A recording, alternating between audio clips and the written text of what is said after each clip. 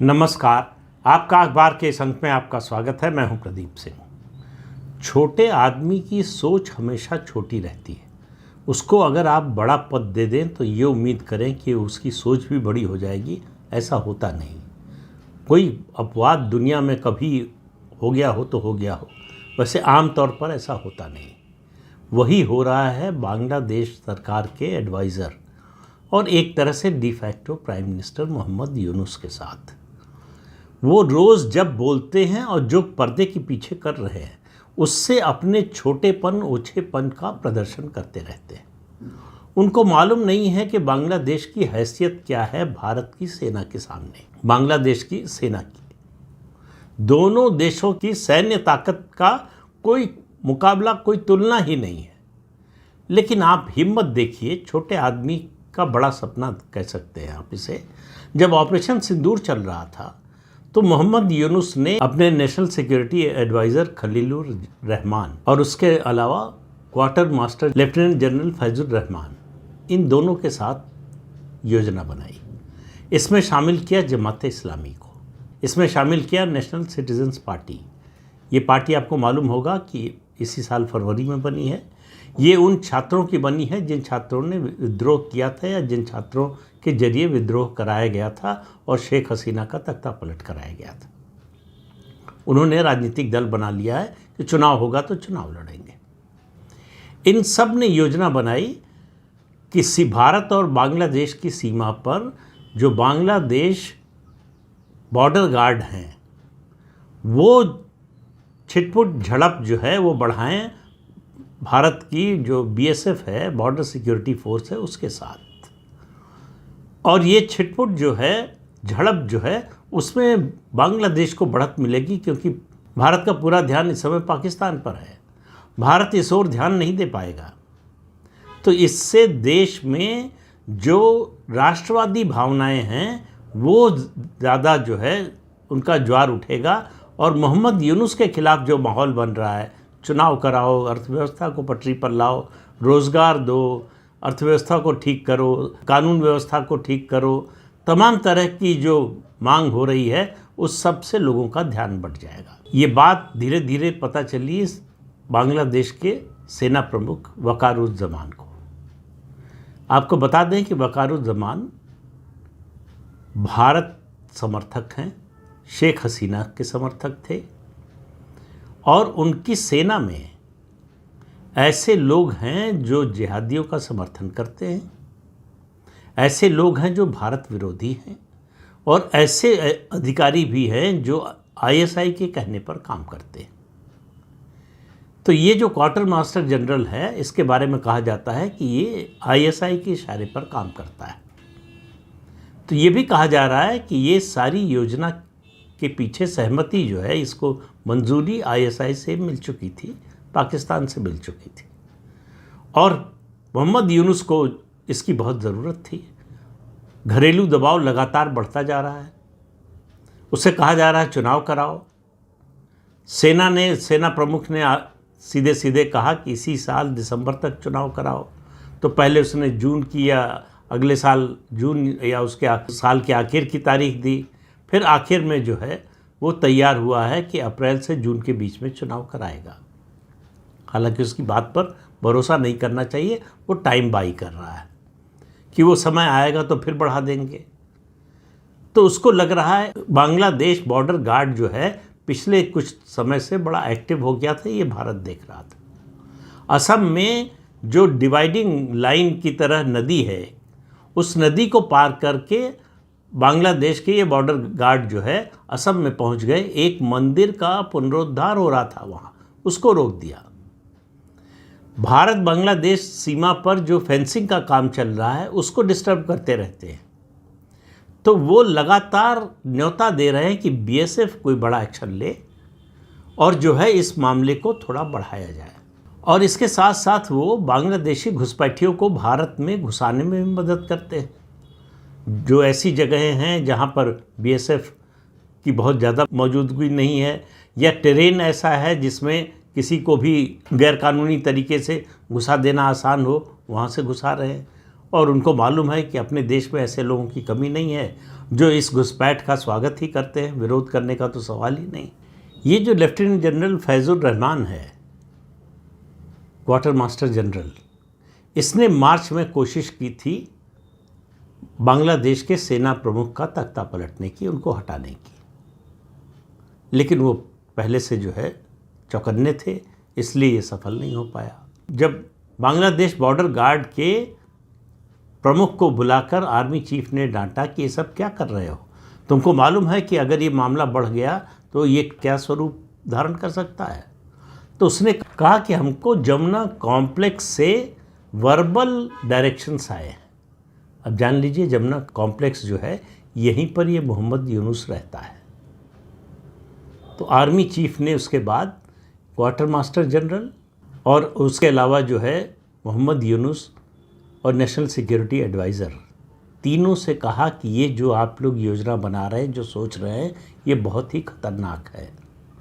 इनकी योजना थी कि बॉर्डर गार्ड्स जो है आगे बीएसएफ के साथ झड़प करेंगे, बांग्लादेश की सेना पीछे से इनकी मदद के लिए होगी, तो हमारे लिए आसानी हो जाएगी। उन्होंने कहा कि आपको अंदाज़ा भी है कि अगर ये मामला हाथ से निकल गया तो क्या स्वरूप होगा इसका। बांग्लादेश की आर्मी भारत की सेना का सामना करने की स्थिति में ही नहीं है, उसकी इतनी हैसियत ही नहीं है। तो आपका काम है बांग्लादेश की जो अंदरूनी परिस्थिति है उसको ठीक करना। महंगाई डबल डिजिट में हो गई है, बेरोज़गारी बढ़ रही है, जितने भी इंडस्ट्रियल कॉम्प्लेक्स थे एक एक करके बंद हो रहे हैं, ख़ासतौर से टेक्सटाइल पार्क बड़ी संख्या में बंद हो गए हैं, बाहर से निवेश आ नहीं रहा है, रोज़गार के नए अवसर पैदा नहीं हो रहे हैं और कानून व्यवस्था की स्थिति लगातार खराब हो रही है। उस पर ध्यान देने की बजाय, उसको ठीक करने की बजाय आप इस मिस एडवेंचर के बारे में कैसे सोच सकते हैं। मोहम्मद यूनुस अभी तो चुप हो गया है, लेकिन उसके करीबी लोगों का कहना है कि उस पर जैसे जैसे घरेलू दबाव बढ़ेगा वो इस योजना को फिर से लागू करने की कोशिश करेगा। साथ साथ कोशिश ये भी होगी बांग्लादेश में कि बांग्लादेश के आर्मी चीफ को हटा दिया जाए। बांग्लादेश और भारत के बीच में संबंध और ज़्यादा खराब नहीं हुए, इसके बीच में बांग्लादेश आर्मी के चीफ खड़े हैं। उनको ये बात समझ में आती है कि भारत से युद्ध जैसी स्थिति, युद्ध छोड़िए, युद्ध जैसी स्थिति भी होगी तो बांग्लादेश की क्या हालत हो जाएगी। इसलिए वो व्यवहारिक आदमी हैं, उनको मालूम है अपने देश की जो ताकत है, जो क्षमता है और भारत की क्षमता दोनों। उनको मालूम है कि बांग्लादेश का भला इसी में है कि वो भारत के साथ मिलकर चले, भारत के सहयोग से चले और भारत के साथ कोई किसी तरह का तनाव न पैदा करे। यूनुस के लिए बुरी खबर ये थी कि बांग्लादेश नेशनलिस्ट पार्टी जो बीएनपी जो विपक्षी दल है, अवामी लीग के बाद सबसे बड़ी पार्टी है, उसके नेताओं ने भी इस पूरे आइडिया को खारिज कर दिया। उन्होंने कहा कि ऐसी कोई बात सोचिएगा भी मत। लेकिन नेशनल सिटीजन्स पार्टी जो है उसके नेता साथ हैं और जमात इस्लामी के लोग साथ हैं। तो ये अभी मामला फ़िलहाल तो रुक गया है, लेकिन बांग्लादेश में मोहम्मद यूनुस जब तक बैठा है तब तक ऐसा मिस एडवेंचर करने की कोशिश नहीं होगी, या ऐसी कोशिश पूरी तरह से रुक गई है ये नहीं कहा जा सकता है। तो बांग्लादेश मचल रहा है कुछ न कुछ करने के लिए। मोहम्मद यूनुस को एक बहाना चाहिए अपने को सत्ता में बनाए रखने के लिए। उसको समझ में आ रहा है कि एक सीमा के बाद चाहे अमेरिका हो, चाहे चीन हो, चाहे पाकिस्तान हो, उसकी मदद के लिए नहीं आ सकते हैं। उसको अपनी ताकत पर कुछ करके दिखाना पड़ेगा, तभी इनकी मदद मिल सकती है। और ऑपरेशन सिंदूर के बाद किसी की हिम्मत नहीं है कि भारत के खिलाफ ऐसे किसी कार्रवाई में, ऐसे किसी मिस एडवेंचर में वो बांग्लादेश का साथ दे। लेकिन मरता क्या न करता, यूनुस के सामने सर्वाइवल का सवाल है, पॉलिटिकल सर्वाइवल, सत्ता में बने रहने का सवाल है। तो सत्ता में बने रहने के लिए वो कुछ भी कर सकता है। जिस तरह से उसने इंग्लैंड में जाकर प्रधानमंत्री नरेंद्र मोदी से हुई उसकी बातचीत को सार्वजनिक किया है, उससे पता चलता है कि वो कितने छोटे दिमाग का आदमी है। उसने कहा कि मैं जब प्रधानमंत्री नरेंद्र मोदी से मिला तो मैंने कहा कि आप शेख हसीना को हमको सौंप दीजिए या उनका बोलना बंद करा दीजिए। शेख हसीना सोशल मीडिया पर कुछ कुछ कभी कभी बोलती रहती है। प्रधानमंत्री ने कहा यह सोशल मीडिया है, इस पर हमारा कोई कंट्रोल नहीं है। अब ये बात दो देशों के प्रमुखों के बीच में हुई निजी बातचीत है।